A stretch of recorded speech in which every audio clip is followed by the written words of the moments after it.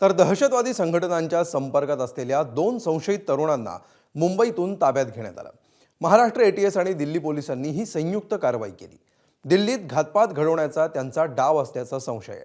पाहूया या कारवाई संदर्भातला हा सविस्तर रिपोर्ट। 3 एप्रिलला महाराष्ट्र एटीएस आणि दिल्ली पोलिसांनी केलेल्या संयुक्त कारवाईत दहशतवादी संघटनांच्या संपर्कात असलेल्या 2 तरुणांना ताब्यात घेण्यात आलं आणि एकच खळबळ उडाली। कामरान उर्फ सोनू आणि हमाद सिद्दीकी मुंबईच्या कुर्ला पश्चिम भागात राहणाऱ्या या तरुणांकडून पोलिसांनी काही आक्षेपार्ह कागदपत्र, लॅपटॉप आणि फोन जप्त केले। काही दिवसांपूर्वीच दिल्ली पोलीस आणि महाराष्ट्र एटीएसनं मुंबईच्या गोवंडी परिसरात छापेमारी केली होती आणि त्यानंतरच या दोघांसंदर्भातले काही पुरावे हाती लागले। त्याच्याच आधारावर कामरान आणि हमादला पोलिसांनी ताब्यात घेतलं। एटीएसच्या या कारवाईनंतर मिळालेल्या माहितीनुसार या दोघांचा दहशतवादी संघटनाशी थेट संबंध असल्याचं कळतंय।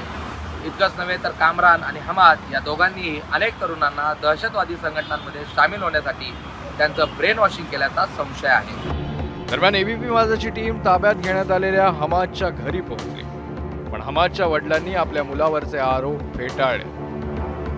आपका जो लड़का है हमाद, उसका टेररिस्ट ऑर्गेनाइजेशन से संपर्क में है ऐसा कहा जा रहा है, ऐसे आरोप है। किस तरह से इस आरोप को देखते हो?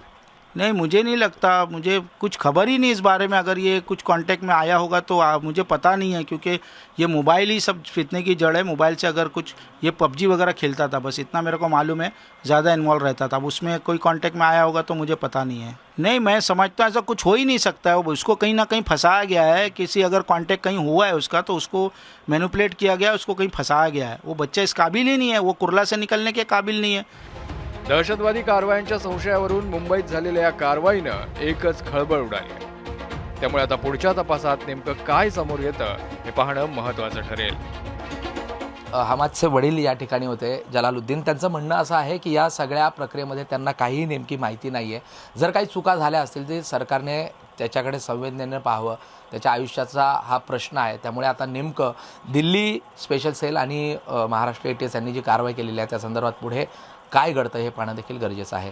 प्रशांत बढे, एबीपी माझा, मुंबई। एबीपी माझा, उघडा डोळे बघा नीट।